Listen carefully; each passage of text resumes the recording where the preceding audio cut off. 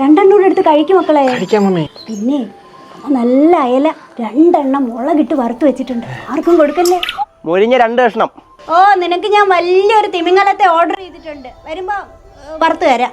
പണിക്കും പോകൂല. ചിരിക്കണ്ട, ജോലി പോകാൻ ഞാൻ പ്രാർത്ഥിക്കുന്നുണ്ട്. തിമിങ്ങിലെ വറുത്ത നിനക്കും തിന്നാം.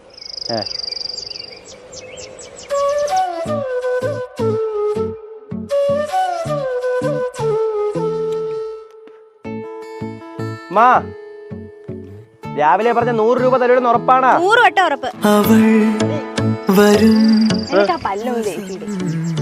ഒരു 100 രൂപ തരാൻ കാണോ? ഞാനൊരു 2 ആഴ്ച കഴിയുമ്പോ തിരിച്ചു തരാം. ഈ ചോദിക്കുമ്പോ പൈസ എടുത്തരാൻ ഞാൻ സഹകരണ ബാങ്ക്. ആരാടി?